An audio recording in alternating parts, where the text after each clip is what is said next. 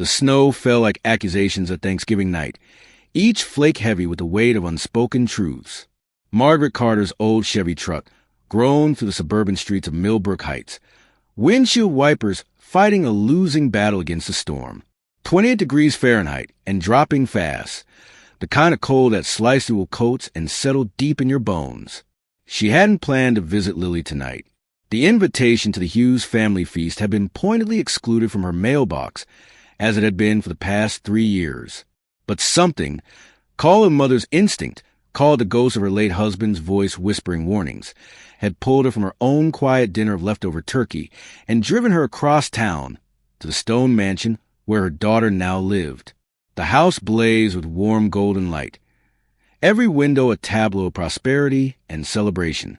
Through the bay window, she could see the dining room, crystal glasses catching the chandelier's glow, fine china reflecting the flicker of expensive candles, faces flush with wine and laughter. The perfect American family gathering, captured like a Norman Rockwell painting. But it was the figure on the front porch that made Margaret's blood freeze colder than the November air. Lily sat huddled on the wooden steps, her thin frame wrapped in nothing but a cotton cardigan, the pale blue one Margaret had knitted her last Christmas. Her daughter's hands were pressed between her knees, fingertips already showing the purple white of frostbite's early stages.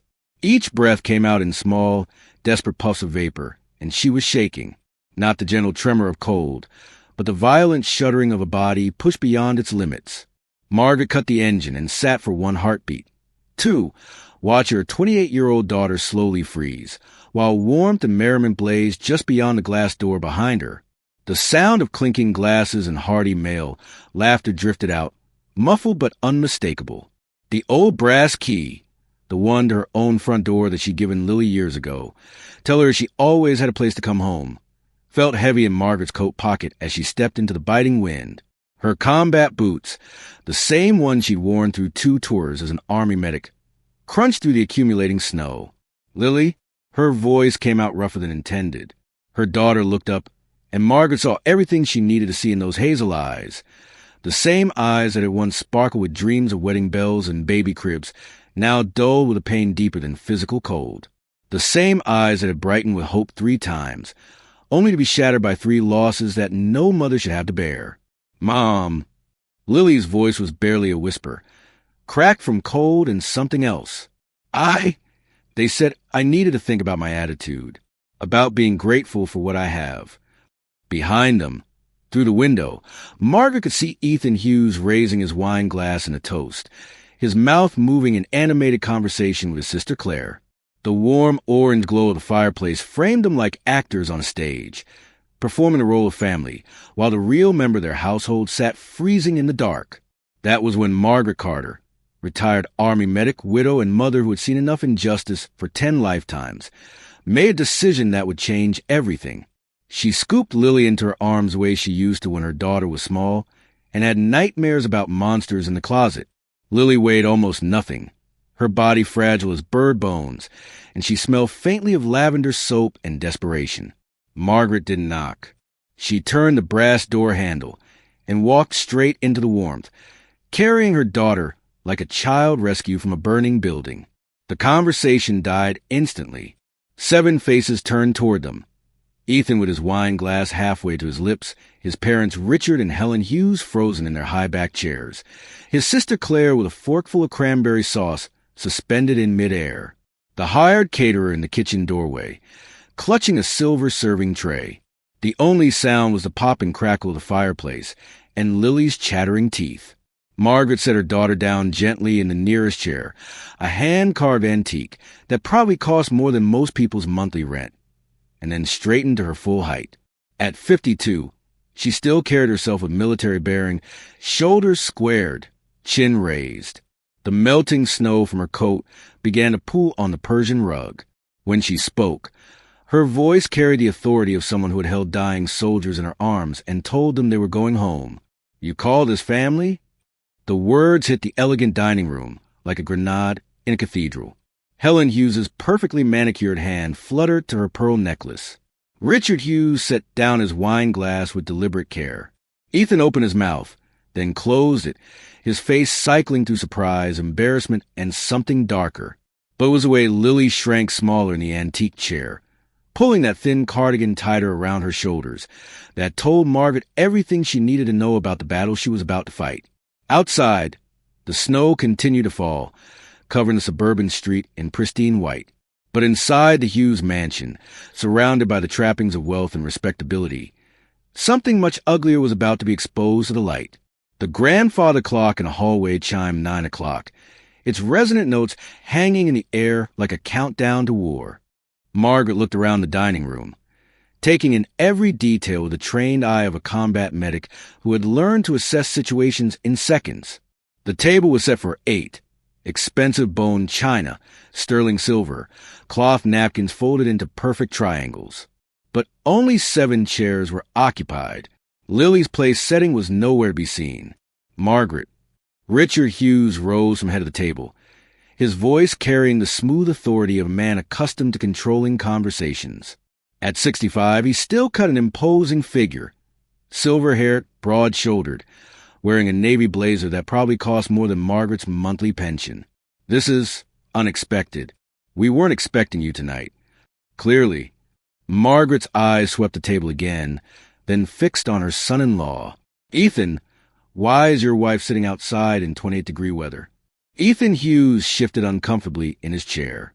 At 32, he had the kind of bland handsomeness that photographed well in corporate newsletters. Brown hair always perfectly styled, clean-shaven jaw, the soft look of someone who'd never miss a meal or thrown a punch.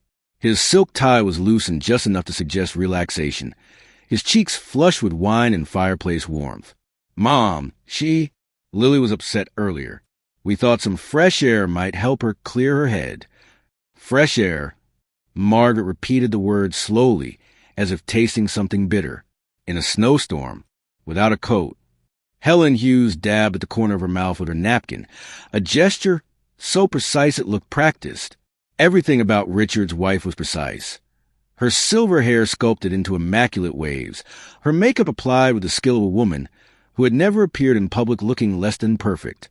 The diamond tennis bracelet on her wrist caught the candlelight as she moved. "Margaret, dear, family matters can be complex. Sometimes tough love is necessary for a person's growth." Tough love.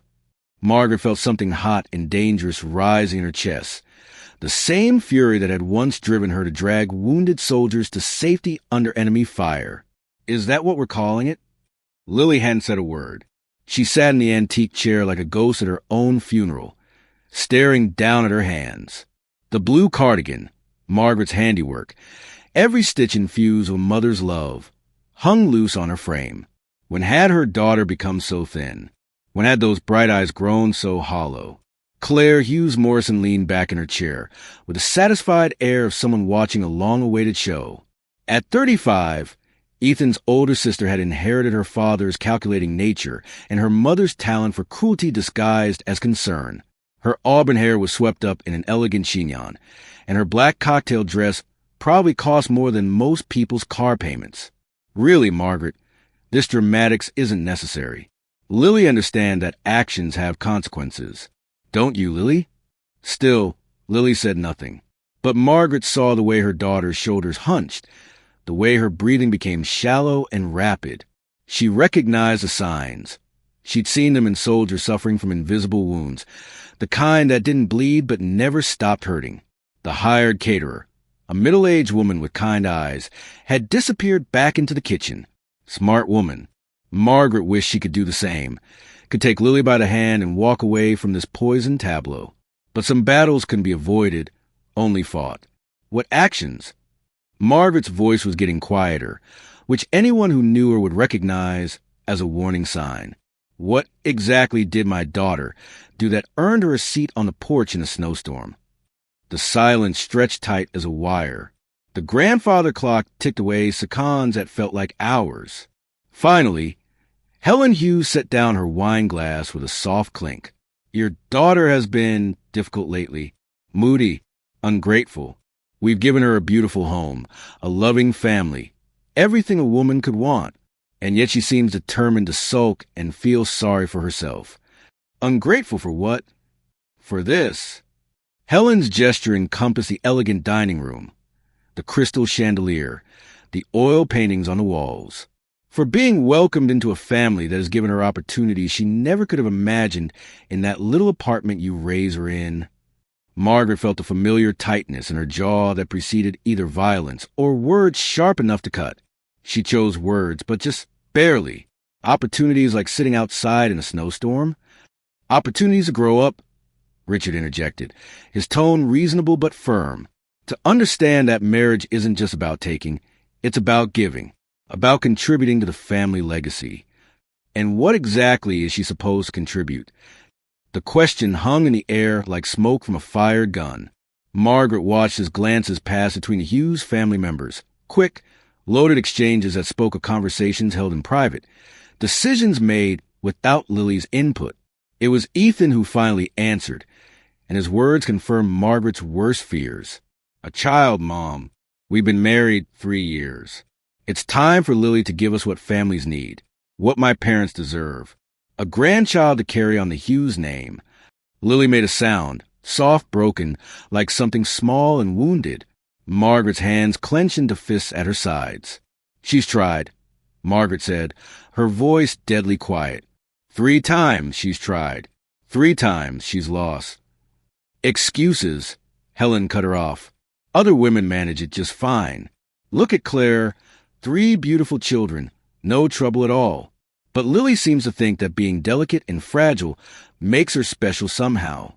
That was when Lily finally spoke, her voice barely audible above the crackling fire. I can't do this anymore.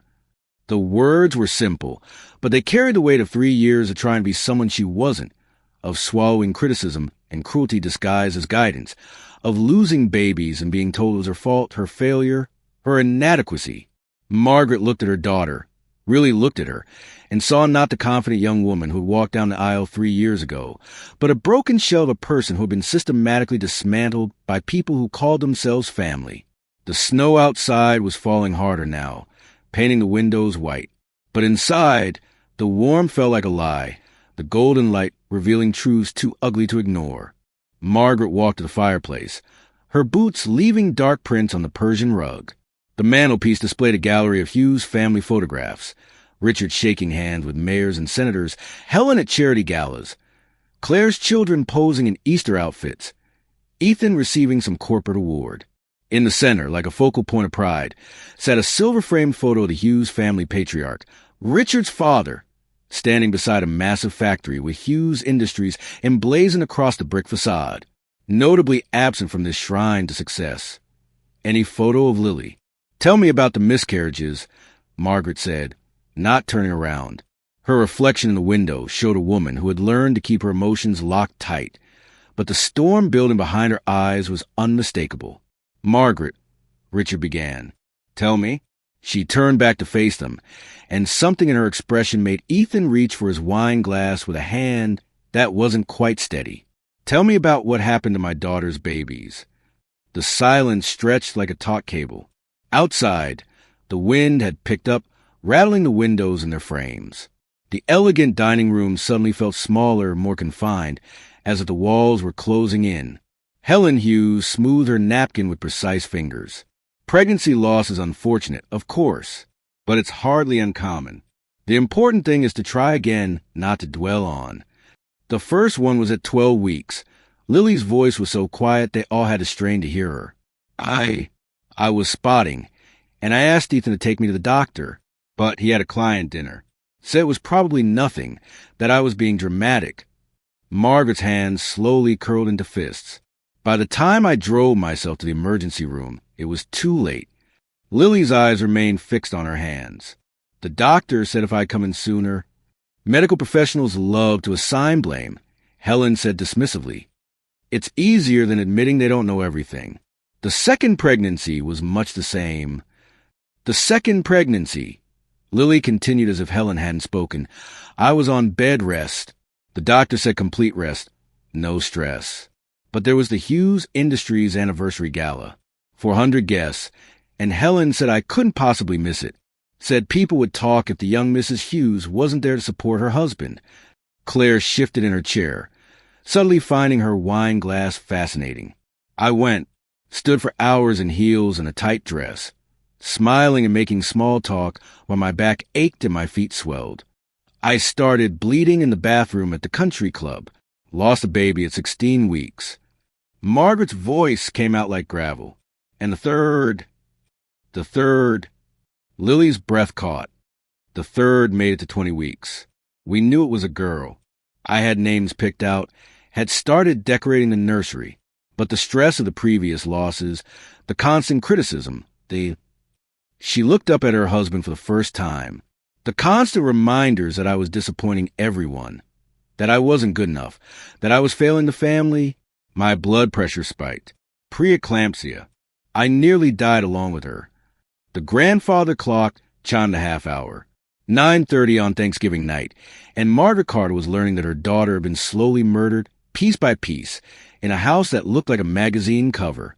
After that, Helen said with the tone of someone discussing a minor inconvenience, we suggested Lily might benefit from some time to reflect on her priorities, to consider whether she was truly committed to being a Hughes. Is that what tonight was about? Margaret's voice was getting quieter, more dangerous. Reflection. She's been moody lately, Ethan said, loosening his tie another notch. The wine was making him bold, or maybe just careless, complaining about everything. The house isn't comfortable. The family isn't supportive. She doesn't feel welcome. We thought some perspective might help her appreciate what she has. Perspective? Margaret tested the word. And you decided she should gain this perspective by sitting outside in a snowstorm. She's fine, Claire said with a wave of her manicured hand. A little cold never killed anyone. When I was her age, I wouldn't have dreamed of being so delicate. That was when something inside Margaret Carter finally snapped. She had been a medic in 2 war zones. She had held 19-year-old boys while they died, had performed surgery in bomb shelters, had seen enough cruelty and violence to understand that evil often wore a uniform and followed orders. But this calculated dismantling of her daughter's spirit, this slow-motion murder disguised as family values, was worse than any battlefield she'd ever walked. Get up, she said to Lily, her voice carrying the command authority that had once directed medical evacuations under fire. Lily looked up, startled. Get up, we're leaving. Now, wait just a minute. Richard rose from his chair, his corporate authority finally kicking in. You can't just walk into our home and... Watch me. Margaret helped Lily to her feet, wrapping an arm around her daughter's shoulders. Up close, she could feel how thin Lily had become, could see the dark circles under her eyes, the way her hands shook with more than cold. Lily is our family, Helen said, rising as well. She made vows. She has responsibilities. Responsibilities. Margaret's laugh was like breaking glass, like the responsibility to die quietly while you people destroy her. You're being hysterical, Claire said, but there was something nervous in her voice now. This is a private family matter. Margaret looked around the dining room one more time, at the expensive art, the crystal glasses, the faces of people who had everything money could buy except human decency. Then she looked at her daughter, shivering and hollow-eyed, and made a decision that would change everything. She pulled out her cell phone. What are you doing? Ethan demanded. Margaret's thumb hovered over the keypad. 3 numbers. 3 simple digits that would turn this private family matter into something very public indeed. I'm calling 911, she said. This isn't tough love. This isn't family discipline. This is abuse. The word hit the elegant dining room like a physical blow. Helen Hughes went pale beneath her perfect makeup. Richard stepped forward, his face flushing with anger. You're out of line, Margaret. Way out of line. But Margaret was already dialing, and outside in the storm, a pair of headlights was turning into the Hughes driveway.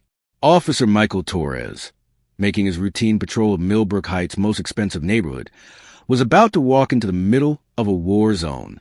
Officer Michael Torres had been a cop for 6 years, but he'd been a survivor for much longer. At 28, he carried himself with the careful alertness of someone who understood that danger could come from anywhere, dark alleys or bright dining rooms, strangers with guns or family members with smiles that never reached their eyes. He'd been driving past the Hughes mansion when he noticed the old Chevy truck in the circular driveway, snow accumulating on its hood. Something about the scene nagged at him.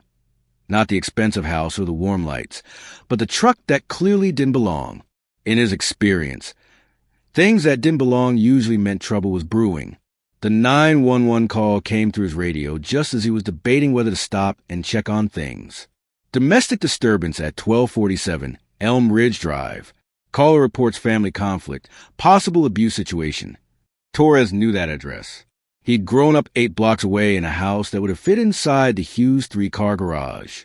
He'd gone to school with kids who lived in houses like this one, had learned early that money and respectability were often just expensive camouflage for ugly truths.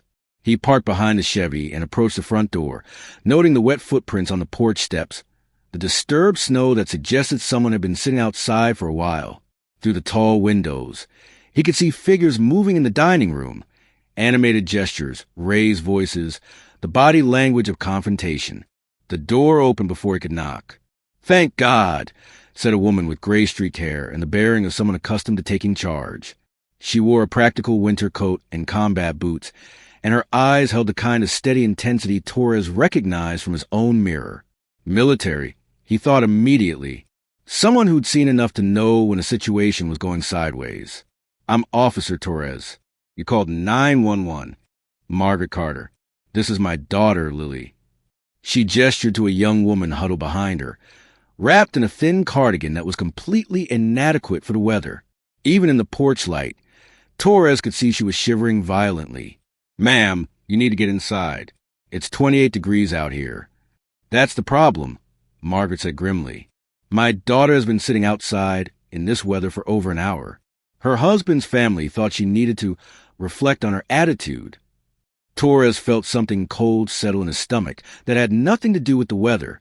He'd responded to enough domestic calls to recognize the signs. The careful words, the way the younger woman wouldn't make eye contact, the combination of fear and exhaustion that clung to victims like smoke.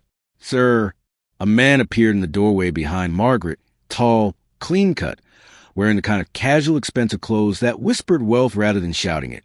"I'm Ethan Hughes. This is my home, and there seems to be some kind of misunderstanding." "Mr. Hughes." Torres nodded politely, but his eyes were taking in details. The warm glow spilling from inside, the smell of roasted turkey and wine, the sound of conversation that had gone suddenly quiet. "Your wife was outside in this weather?" "Well, yes, but—" "For how long?" Ethan's jaw tightened almost imperceptibly. "Look, Officer Torres, is it? This is a private family matter. Sometimes spouses need space to cool down after an argument. I'm sure you understand." Torres understood plenty. He understood that in his 6 years on the force, he'd never once been called to a domestic dispute where the person with power wasn't absolutely convinced they were the reasonable one. He understood that expensive houses and corporate jobs didn't immunize someone against being a complete bastard to their spouse. Most importantly, he understood that the young woman shivering behind Margaret Carter looked exactly like his sister had looked 8 years ago, when she'd finally gotten the courage to leave her own abusive husband. "Mrs. Hughes?" He addressed Lily directly, keeping his voice gentle. "Are you hurt?" Lily looked up at him, and Torres saw something in her eyes that made his chest tighten with familiar anger. Not physical bruises. He'd been trained to look for those, but something deeper. The hollow look of someone who'd been systematically convinced she was worthless. Lily's voice came out as barely a whisper. "I'm okay." It was the automatic response of someone who'd learned that admitting otherwise only made things worse. Torres had heard it 1,000 times. "Ma'am, I need you to be honest with me. Have you been threatened or harmed in any way?" Before Lily could answer, another voice cut to the cold air. "Officer Torres?" A man emerged from inside the house. Older, distinguished, with silver hair and the kind of commanding presence that came from decades of being obeyed without question. Torres recognized him immediately. Richard Hughes, president of Hughes Industries, a name on hospital wings and scholarship funds throughout the county. "Mr. Hughes." Torres nodded respectfully, but didn't step aside. "Sir, I believe there's been some confusion here.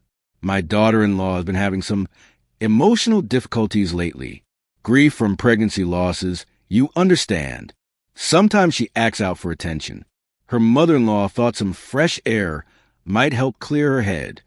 The words were delivered with the smooth confidence of someone accustomed to having his version of events accepted without question. Torres had met men like Richard Hughes before, pillars of the community who gave generous donations to police charities and expected certain considerations in return. But Torres had also met Margaret Carter before, though it had been under very different circumstances. "Mrs. Carter," he said quietly, studying her face in the porch light. "Have we met?" Margaret's eyes widened slightly. "Iraq. Forward Operating Base Liberty. 2018. You were with the 101st Airborne, caught shrapnel from an IED outside Ramadi." The memory hit Torres like a physical blow. The explosion, the screaming pain in his leg, the medic who'd worked on him for 40 minutes under sniper fire, refusing to let him die in a ditch half a world from home. The steady voice that had talked him through the worst pain of his life. The skilled hands that had quite literally saved his life. "Holy shit," he breathed, then caught himself. "Sorry, ma'am. I mean, you saved my life." "You saved your own life by not giving up," Margaret replied, but Torres could see the relief in her eyes. Of all the cops who could have responded to this call, it had been him. Someone who owed her a debt that could never be repaid. Richard Hughes was watching this exchange with growing unease. "Officer Torres, while I'm sure you and Mrs. Carter have history, this is still a family matter that doesn't require police intervention." Torres looked at Lily again, really looked at her, saw the way she stood slightly behind her mother, the way she flinched when her husband moved too quickly, the defeated slope of her shoulders. He thought about his sister, about the bruises she'd hidden under makeup, about the excuses she'd made until the night Torres had found her unconscious on her kitchen floor. Some things were more important than community standing or political connections. "Mrs. Hughes," he said gently, "I'd like to speak with you privately, if that's okay. Just make sure you're all right." "That won't be necessary," Ethan said quickly. "Like my father said, this is just—" "I wasn't asking you, sir." Torres's voice carried a note of authority that made Ethan step back. "Ma'am, would you be willing to speak with me alone?" Lily looked up at him, and for the first time since he'd arrived, Torres saw a flicker of something that wasn't defeat. "Yes," she whispered. "Please." Torres had conducted dozens of victim interviews over the years, but never in a setting like this. He sat across from Lily and Margaret's old Chevy truck, the heater running full blast, watching snow accumulate on the windshield while inside the Hughes mansion, warm light spill from every window like a stage set for a play about the perfect American family. Lily had stopped shivering, but she still wore that thin blue cardigan like armor. Her hands were wrapped around a cup of coffee Margaret had retrieved from a thermos in the truck. Practical, military thinking, always prepared for a long haul. "Mrs. Hughes," Torres began gently, "I need you to understand that anything you tell me tonight is going to be taken seriously. If you're in danger, there are resources available to help you." Lily stared down at the coffee cup, steam rising from the surface like tiny prayers. "I don't know if it counts as danger. No one hits me or anything like that." Torres had heard this before, too. The careful parsing of abuse. The way victims try to minimize their experiences because they didn't fit the dramatic television version of domestic violence. Abuse isn't just physical, ma'am. Emotional abuse, psychological control, isolation from family and friends. These are all forms of domestic violence, and they're all illegal. Through the truck's windshield, he could see figures moving past the dining room windows. The Hughes family, no doubt discussing strategy, trying to figure out how to contain this situation before it spiraled out of their control. "Tell me about tonight," Torres said. "Why were you sitting outside?" Lily took a small sip of coffee, and Torres waited. He'd learned that silence was often more effective than questions. Most people needed to tell their stories. They just needed to feel safe enough to start. "I burned the stuffing," she said finally. "It was stupid, really. I was making from scratch my grandmother's recipe, and I got distracted, and it burned. Not badly, just it was brown on the bottom, and it smelled a little smoky." She paused, and Torres could see her hands trembling slightly around the coffee cup. "Helen, my mother-in-law, she said it was ruined, that I'd ruined Thanksgiving dinner, that I was careless and irresponsible. That maybe if I spent less time feeling sorry for myself and more time focusing on my duties as a wife, these things wouldn't happen. What did you say? I tried to apologize. I said I could make more, that there was plenty of time before dinner. But Ethan, her voice caught. Ethan said I was being defensive, that I always made excuses instead of taking responsibility. And then Claire said maybe I needed to think about whether I was really ready to be part of a family that demanded excellence. Torres felt his jaw tighten. He'd seen this pattern before, the systematic breaking down of someone's confidence, the way abusers turn minor mistakes into character failures. So they sent you outside? Helen said I needed perspective, that maybe sitting in the cold would help me appreciate the warmth of family love, that other women would be grateful for everything the Hughes family had given me. Lily's laugh was bitter. Ethan brought me a chair, said I could come back inside when I was ready to apologize properly and mean it. How long were you out there? Since about 7:30, maybe 8 o'clock. She looked up at him, and Torres saw something that made his chest ache with recognition. The desperate need to be believed, to have someone acknowledge that what she'd experienced was real and wrong. Over an hour, in 28-degree weather, wearing just that sweater. They said it wasn't that cold, that I was being dramatic. Torres made a note in his pad, though he doubted he'd forget any of this. Mrs. Hughes, has this kind of thing happened before? The question opened something in Lily, and the words began to pour out. 3 years of marriage that looked perfect from the outside, the beautiful house, the successful husband, the prominent family, but felt like a prison from within. The constant criticism disguised as helpful suggestions. The way every mistake was magnified into evidence of her fundamental inadequacy. The isolation from her own friends and family, achieved not through dramatic ultimatums, but through a steady campaign of scheduling conflicts and subtle discouragements. The miscarriages hit Torres hardest. 3 pregnancies lost, and each time the grief weaponized against her, used as proof that she was weak, unstable, not committed enough to the family legacy.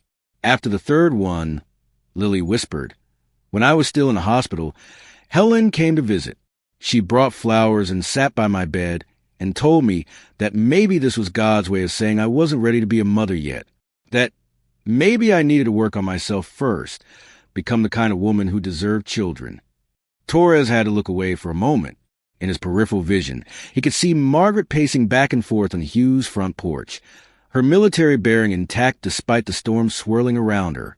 A mother protecting her young, he thought, the most dangerous force in nature. Mrs. Hughes, do you feel safe in your home? The simple question seemed to break something loose in Lily.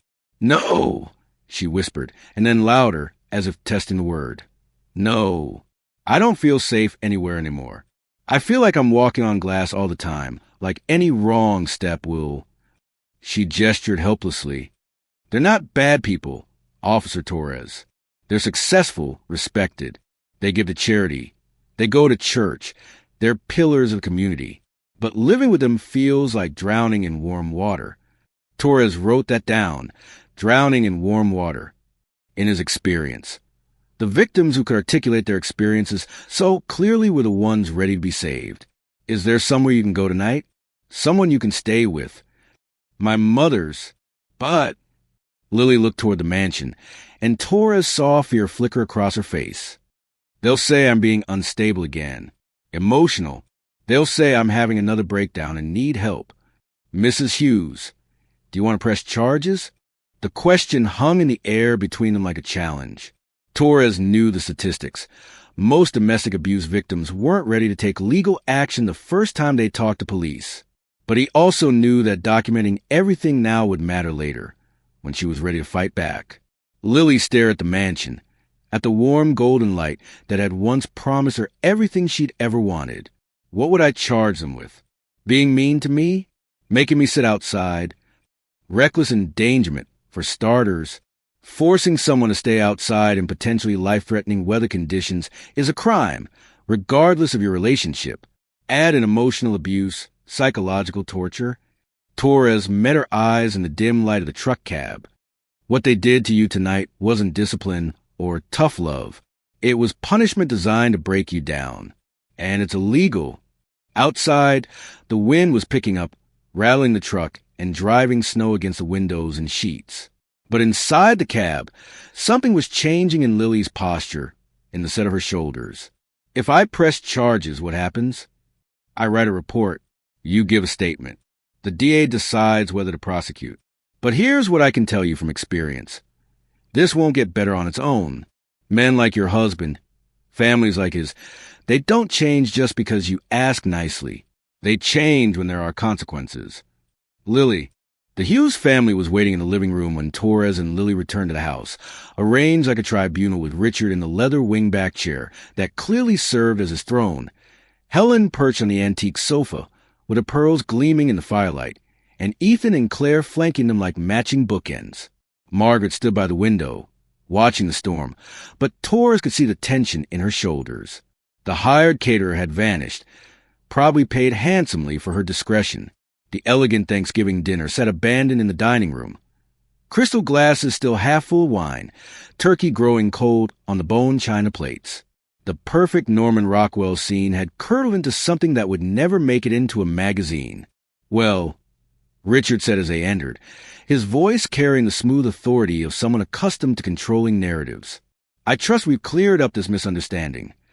Torres pulled out his notebook, the gesture deliberate and official.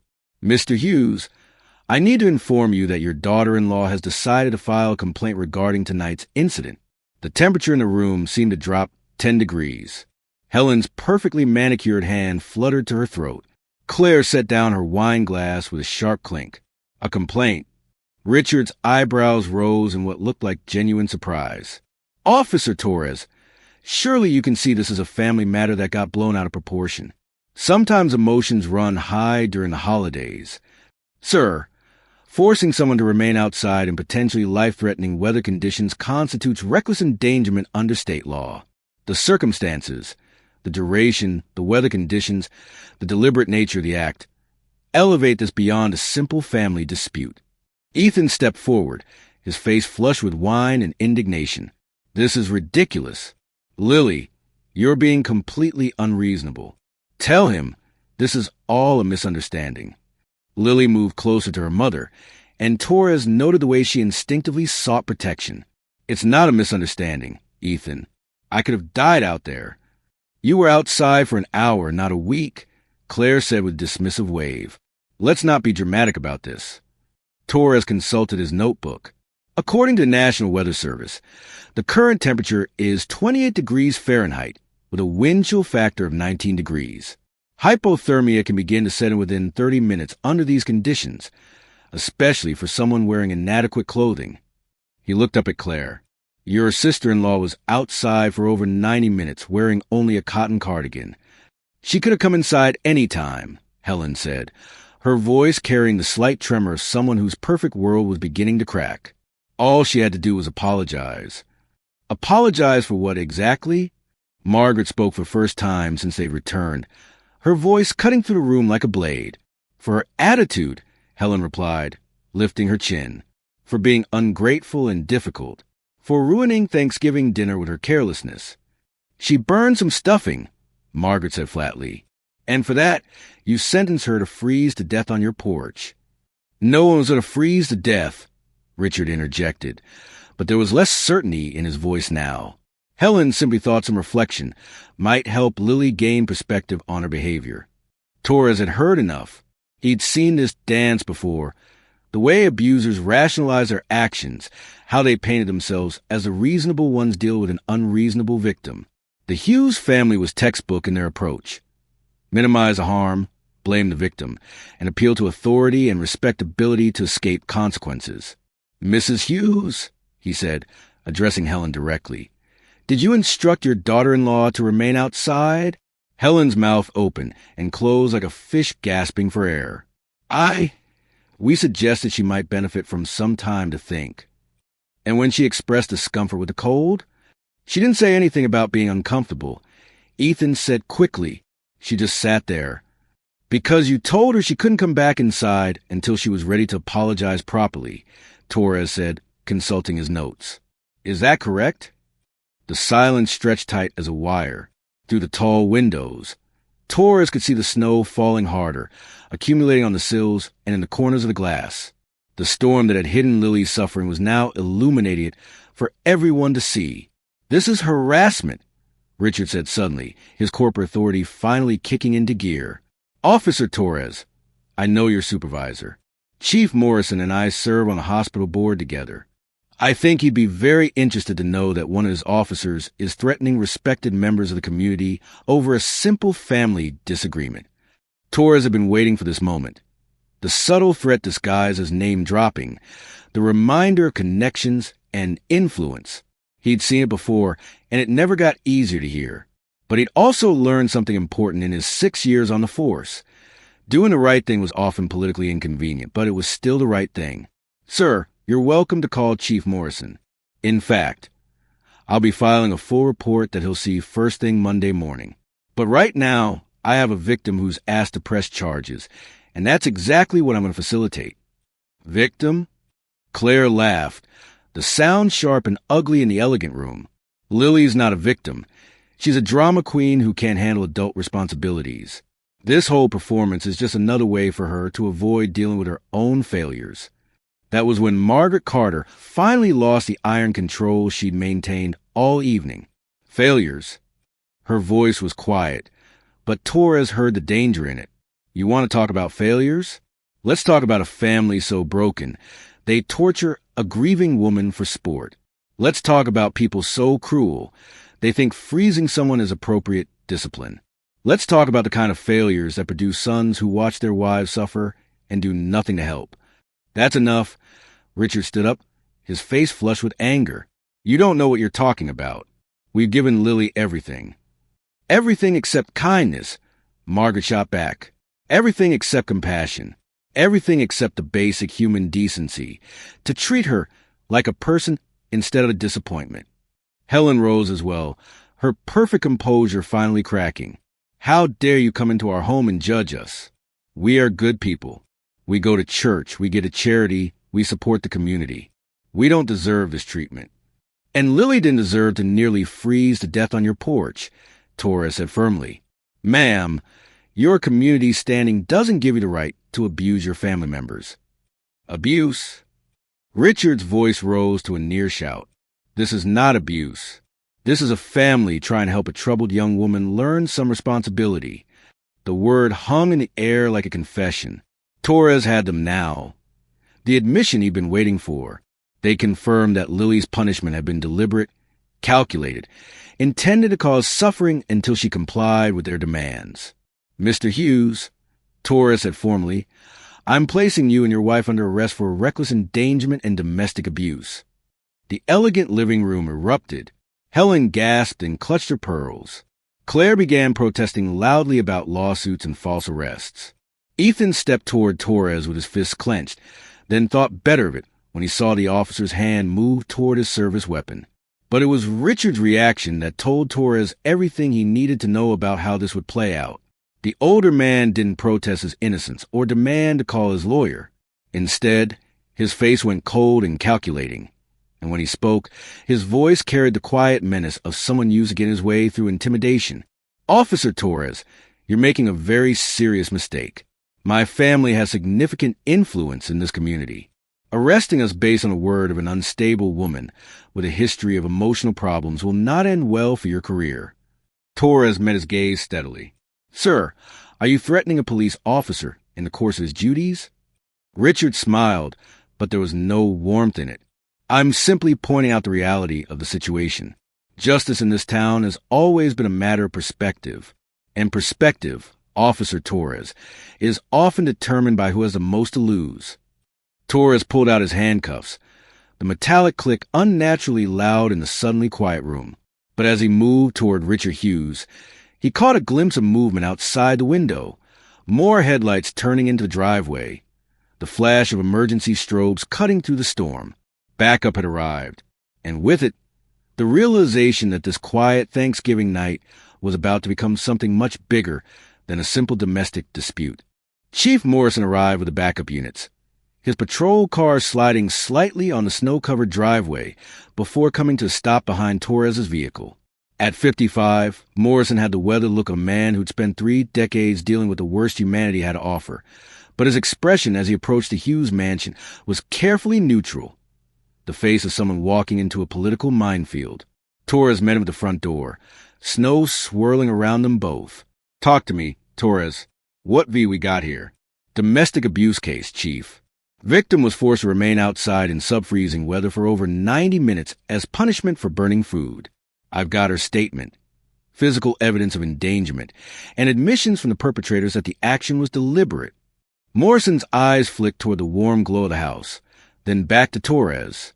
"Richard Hughes called me 20 minutes ago. Says you're harassing his family over a minor family disagreement." Torres had expected this. In small towns, money and influence moved faster than police reports. "Chief," with respect, Mrs. Hughes was exhibiting early signs of hypothermia when I arrived. Core temperature drop, violent shivering, confusion. Another hour, and we could have been dealing with a fatality. "And the victim wants to press charges?" "Yes, sir. Full complaint on the record." Morrison nodded slowly, but Torres could see the calculation in his eyes. The same arithmetic that cops in small towns had to do when the powerful and connected found themselves on the wrong side of the law. How much justice could you pursue before it cost you your job, your pension, your ability to protect anyone at all? "All right," Morrison said finally. "Let's go inside and sort this out." The Hughes family had used the time to regroup. Richard stood by the fireplace with his hands clasped behind his back, every inch a successful businessman dealing with an unfortunate misunderstanding. Helen sat primly on the sofa, her earlier hysteria replaced by cold dignity. Only Ethan looked nervous, pacing near the window and shooting worried glances at his father. Claire had disappeared entirely, probably upstairs making phone calls to lawyers and family friends, Torres thought. "Chief Morrison," Richard said warmly, as if they were meeting at a charity function rather than the scene of a domestic abuse investigation. "Thank you for coming out in this weather. I'm afraid there's been a serious misunderstanding." Morrison nodded politely. "Mr. Hughes, Mrs. Hughes, I understand there's been some kind of incident here tonight." "A family disagreement that got blown completely out of proportion," Helen said, her voice trembling with what Torres recognized as carefully calculated emotion. "My daughter-in-law has been having difficulties since her pregnancy losses, emotional instability. Sometimes she acts out for attention." Torres watched Morrison's face, looking for any sign of how the chief planned to handle this. But Morrison's expression remained professionally neutral as he turned to Margaret and Lily. "Mrs. Carter, isn't it? And this is your daughter?" Margaret stepped forward, and Torres was struck again by her military bearing. The straight spine, the level gaze, the way she commanded respect simply by existing. "Chief Morrison." "Yes, this is my daughter Lily. She was forced to sit outside in freezing weather tonight, while her husband's family enjoyed Thanksgiving dinner inside." Force is a strong word, Richard interjected smoothly. "Lily was upset, and we suggested she might benefit from some fresh air to cool down. She was free to come inside whenever she chose." "That's not true." Lily's voice was quiet but clear. "You said I couldn't come back until I was ready to apologize properly for ruining dinner. Helen said I needed to learn perspective, to appreciate what I had." Morrison looked between Lily and the Hughes family, and Torres could practically see him weighing options. The smart political move would be to encourage all parties to work things out privately, maybe suggest family counseling, and leave without filing any charges that would embarrass one of the town's most prominent families. But then Morrison's gaze fell on Lily's face, really looked at her, taking the hollow cheeks, the dark circles under her eyes, the way she stood slightly behind her mother like someone expecting to be struck. "Mrs. Hughes," Morrison said gently, "are you injured?" Not physically. But you were outside in the cold for how long?" "About an hour and a half. Maybe more." Morrison nodded, then turned to Torres. "What's the current temperature?" 28 degrees, Chief. Wind chill of 19. "And Mrs. Hughes was wearing?" Torres consulted his notes. "A cotton cardigan. No coat, no hat, no gloves." Morrison was quiet for a long moment, and Torres could see him doing the same calculation every good cop had to make, the gap between what was legally defensible and what was morally right. "Mr. Hughes, Morrison said finally, addressing Richard directly.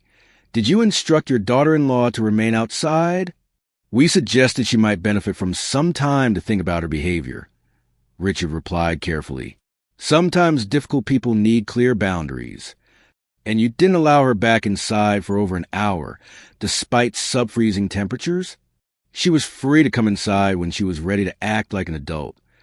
Morrison nodded slowly, and Torres saw something shift in the chief's expression, a hardening around the eyes that suggested Richard Hughes had just made a critical mistake. Mr. Hughes, in my 30 years as a police officer, I've learned that there's usually a big difference between what people are free to do and what they're actually able to do. Morrison's voice remained professional, but there was steel beneath it now. When you tell someone they can come inside only after they meet certain conditions, that's not freedom. That's coercion. Helen leaned forward, her voice taking on a pleading quality. Chief Morrison, surely you can see that this is being blown out of proportion. Lily has always been fragile, dramatic. She's seeing things that aren't there. But Morrison wasn't looking at Helen anymore. He was studying Lily with the experienced eye of someone who'd seen too many victims blame themselves for their abuser's cruelty. Mrs. Hughes, he said gently, I want you to know that what happened to you tonight was not okay, regardless of whatever argument preceded it. No one has a right to force you to endure potentially dangerous conditions as punishment. Richard stepped forward, his corporate authority finally beginning to crack. Chief Morrison, I think you're overstepping here. This is a private family matter, and... Sir, Morrison cut him off, his voice carrying the quiet authority that came from 3 decades of not backing down when it mattered. This stopped being a private matter the moment your actions put someone in danger. Torres felt something like relief wash over him. Morrison might be political, but he was also a cop, and good cops didn't let people suffer just because their abusers had money and influence. Mrs. Hughes, Morrison continued, addressing Lily directly, Officer Torres tells me you want to file a complaint. Is that correct? Lily looked at her mother, then at Torres, then back at Morrison. When she spoke, her voice was stronger than it had been all evening. Yes, sir. I want to file a complaint. Richard Hughes's face went pale, then flushed dark red. This is a mistake, Chief Morrison. A serious mistake. My family has been nothing but generous to this community. We support your department, the hospital, the schools, this kind of treatment. Mr. Hughes, Morrison said quietly, your generosity to the community doesn't give you the right to abuse your family members. And threatening the livelihoods of police officers who are doing their jobs isn't helping your case. The room went dead silent, except for the wind howling outside and the pop and crackle of fireplace. Through the tall windows, Torres could see more snow accumulating. The storm that had hidden Lily's suffering now bearing witness to her decision to fight back.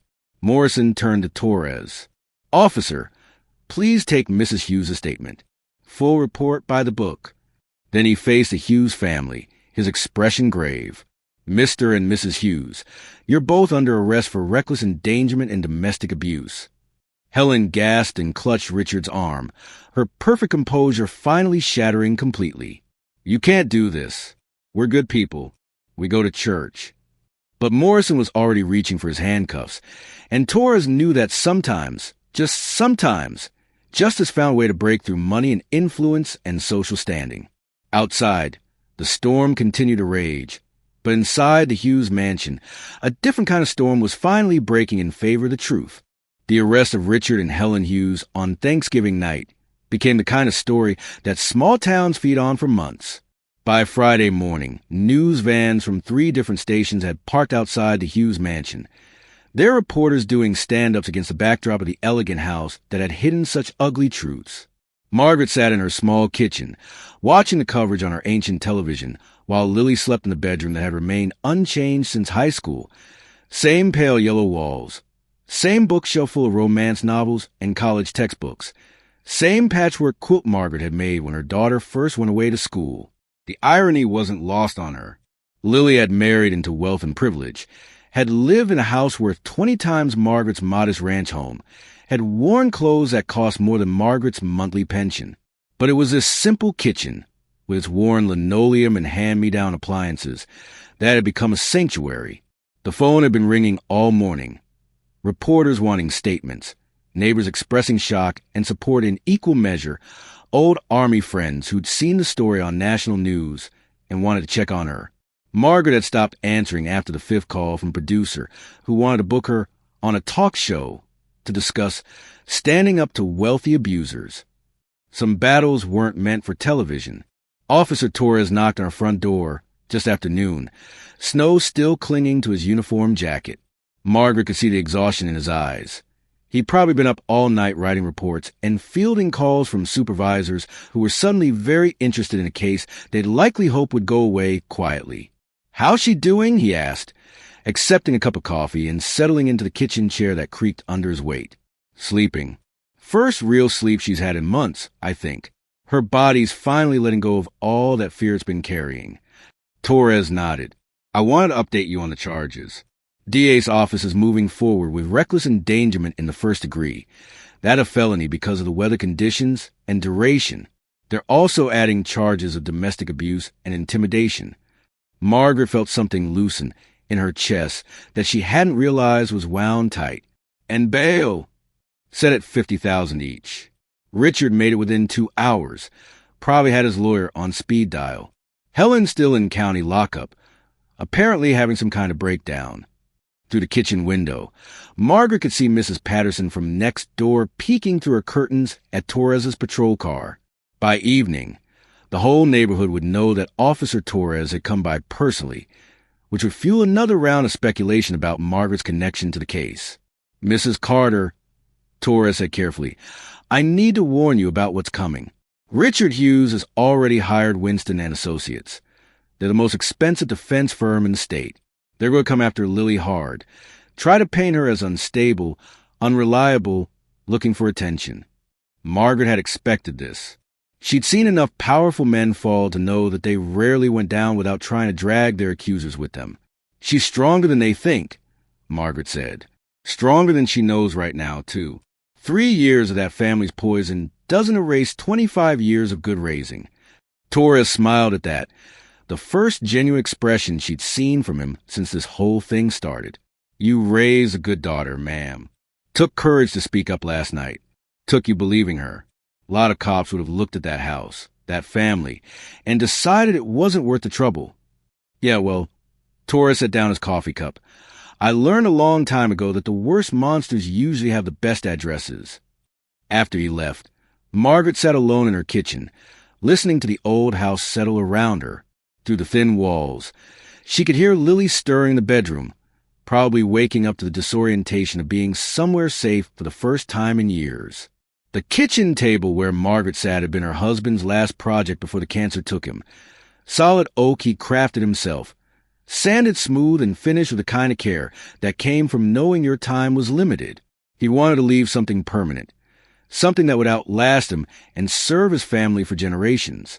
Margaret ran her fingers along the wood grain, thinking about permanence and impermanence, about the things that lasted and the things that crumbled under pressure.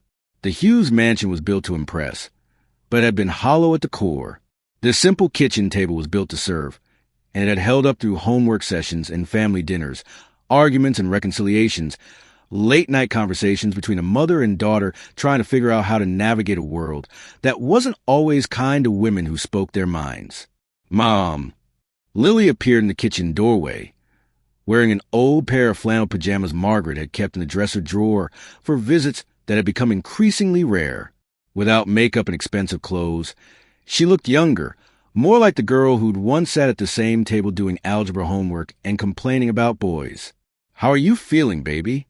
Lily settled into the chair across from her, the same chair she'd occupied through high school, college breaks, and brief visits during the early days of her marriage when she'd still been trying to convince them both that everything was fine. "Different," Lily said after a moment. "Like I've been holding my breath for 3 years, and I'm finally remembering how to breathe." Margaret reached across the table and took her daughter's hand. The wedding ring was gone. Lily had removed it sometime during the night, leaving a pale band of skin that would fade with time. "The TV people want to talk to you," Margaret said gently. "About what happened, about standing up to abuse. You don't have to, but the option's there if you want it." Lily was quiet for a long moment, staring out the kitchen window at the snow-covered yard where she'd once built snowmen and learned to ride a bicycle. When she finally spoke, her voice carried a note of something Margaret hadn't heard in years. Determination. "I want to talk to them," she said. "Not for revenge, not to hurt anyone, but because there might be other women out there sitting on their own cold porches, thinking they deserve it, thinking this is what love looks like when you're not good enough to earn the real thing." Margaret squeezed her daughter's hand, feeling the strength that had always been there, just buried under years of being told it was weakness. Outside, the snow continued to fall, covering the tracks left by police cars and news vans, smoothing over the evidence of last night's drama. But inside Margaret's kitchen, around a table built to last by a man who understood that some things were worth doing right, a mother and daughter were planning their next move in a battle that was far from over. The Hughes family had money and lawyers and social connections. But Margaret Carter had something more powerful, a daughter who was finally ready to fight back, and 30 years of military training that had taught her how to win wars that mattered. The real battle was just beginning. 1 year later, Margaret Carter stood at her kitchen counter, making stuffing from her mother's recipe, the same one Lily had been attempting when her world fell apart that Thanksgiving night. The smell of sage and celery filled the small house, mixing with the scent of turkey roasting in the oven, and the sound of laughter from the living room. The legal battles had taken most of the year to resolve. Richard and Helen Hughes had eventually pled guilty to reduced charges, receiving probation and community service in a deal that kept them out of prison, but cost them dearly in reputation and social standing. Hughes Industries had quietly forced Richard into early retirement after 3 major clients canceled contracts, citing concerns about corporate leadership and family values. Ethan had fought the divorce bitterly, but his lawyers couldn't overcome the mountain of evidence Torres had collected, including security camera footage from a neighbor's house that showed Lily sitting alone on the porch in the snow. The settlement had been modest. The Hughes family's lawyers had made sure of that, but it was enough for Lily to start over. More importantly, it had been enough to start healing. "Need any help in there?" Officer Torres, Detective Torres now, after promotion that came with his commendation for the Hughes case, appeared in the kitchen doorway wearing civilian clothes and an apron that read "Kiss the Cook." His relationship with Lily had developed slowly, carefully, built on friendship and mutual respect rather than the desperate need that had characterized her marriage. "You can check the turkey," Margaret said, smiling at the sight of the tough young cop who'd proven that doing the right thing was sometimes rewarded, even in small towns where money usually talked loudest. Through the kitchen window, Margaret could see snow begin to fall again, gentle flakes that drifted down like blessings rather than the angry storm a year ago. The forecast called for just a few inches, enough to dust the world white, without creating the dangerous conditions that had nearly cost Lily her life. "How's our girl doing?" Michael asked, pulling the turkey from the oven with the careful attention of someone who'd learned that love was often expressed through small acts of service. "See for yourself." Margaret nodded toward the living room, where Lily sat curled on the couch with a book, her feet tucked under her and a cup of tea steaming on the side table. She wore jeans and one of Margaret's old sweaters, comfort clothes that spoke of safety and belonging rather than the designer outfits that had once been her costume for playing the role of perfect wife. The hollow look was gone from her eyes. The careful tension that had once governed her every movement had been replaced by something Margaret had almost forgotten. Her daughter's natural laugh, bright and genuine and completely unguarded. "She looks good," Michael said softly. "She looks like herself again." The transformation hadn't been quick or easy. There had been months of therapy, of learning to trust her own instinct again, of unlearning the careful patterns of behavior that had kept her safe in an unsafe marriage. There had been setbacks and dark days when the weight of starting over at 29 felt overwhelming. But there had also been small victories. The day Lily had laughed at one of Michael's terrible jokes without looking around nervously to see if anyone disapproved. The morning she'd burned toast and shrugged it off instead of spiraling into panic. The afternoon she'd told Margaret she was thinking about going back to school to finish the teaching degree she'd abandoned when she got married. Most importantly, there had been the gradual return of her voice, opinions expressed without apology, boundaries set without guilt, dreams acknowledged without shame. "Dinner's ready," Margaret called, and they gathered around the oak table that had survived another year, another test, another proof that some things were built to last. As they held hands for grace, Margaret looked around the table at this small, imperfect, chosen family. Michael with his cop's awareness and gentle strength, Lily with her hard-won wisdom and rediscovered joy, and herself, a widow who'd learned that sometimes the greatest battles were fought in suburban dining rooms rather than foreign battlefields. "What are you grateful for this year?" Margaret asked, continuing a tradition that had taken on new meaning since last Thanksgiving's drama. Michael spoke first, for second chances, and for partners who have your back when things get ugly. Lily was quiet for a moment, her fingers absently tracing the wood grain of the table. "For learning the difference between love and control, and for remembering that I deserved better, even when I forgot how to ask for it." Margaret felt tears prick her eyes as she looked at her daughter, truly saw her for the first time in years. The girl who dreamed of fairy tale marriages had become a woman who understood that real love didn't come with conditions or punishments or tests of worthiness. "I'm grateful for family," Margaret said finally. "Not the kind you're born into or marry into, but the kind you choose. The kind that shows up in snowstorms and stands by you when the world tries to tear you down." They ate their dinner in comfortable conversation, sharing stories and making plans for the future.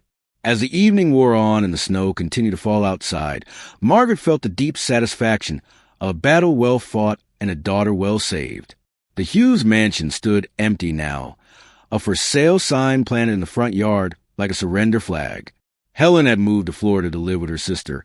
Richard had taken a consulting job in another state, and Ethan was renting a condo downtown while he tried to rebuild a reputation that would never quite recover from being the man who let his wife freeze on the front porch. But in Margaret Carter's small kitchen, around a table built by loving hands to last through whatever storms might come, three people who'd found each other in the darkness were raising cups of hot cocoa in a toast to the future. "To justice," Margaret said, lifting her mug. "To courage," Michael added. "To coming home," Lily finished, her voice strong and clear and unafraid. Outside, the snow continued to fall, gentle and forgiving, covering the world in fresh possibility. And inside, the fire crackled in the hearth, casting warm light on faces that had learned the hardest lesson of all, that sometimes the greatest victory isn't winning the battle, but finding the courage to fight it in the first place. Justice in court might fail sometimes, Margaret thought, watching her daughter laugh at something Michael had said, but justice of the heart, the kind that recognized worth and demanded dignity and refused to accept cruelty disguised as love, that kind of justice never failed. It just waited, patient as snow falling in November darkness, for someone brave enough to stand up and say, "This is not love. This is not family. This is not acceptable." And then, like spring after the longest winter, it bloomed into something beautiful and strong and lasting. A life reclaimed, a voice restored, a future full of possibilities stretching out ahead like fresh snow waiting for new footprints. The turkey was perfect. The stuffing was golden brown. And Margaret Carter's daughter was finally, truly home. This powerful story reminds us that abuse doesn't always leave visible bruises. Emotional manipulation, isolation, and psychological control can be just as devastating as physical violence. Lily's experience teaches us to recognize the warning signs. When family makes you feel worthless, when love comes with impossible conditions, when you're constantly walking on eggshells to avoid punishment. Margaret's courage shows us that sometimes being a good parent means disrupting the peace. It means refusing to stay silent when someone you love is suffering, even if it's uncomfortable or socially awkward. Her military training taught her that some battles are worth fighting, regardless of the odds. Officer Torres demonstrates that doing the right thing often requires personal courage. Despite pressure from powerful people, he chose justice over politics. His example reminds us that integrity isn't about grand gestures. It's about small, consistent choices to stand up for what's right. The most important lesson? You deserve love that doesn't hurt. Real family, whether biological or chosen, lifts you up, supports your dreams, and provides safety during life storms. If your current relationships leave you feeling frozen on life's metaphorical porch, remember Lily's journey. Healing is possible, Help is available, and you have the strength to choose something better. Trust your instincts. Speak your truth. Seek help when you need it. You are worthy of warm kindness and genuine love. Thank you for watching the video. Please comment with number 1 to let me know you have watched the whole video. Please like the video. Subscribe to the channel and turn on the notification bell to always receive new videos as soon as possible.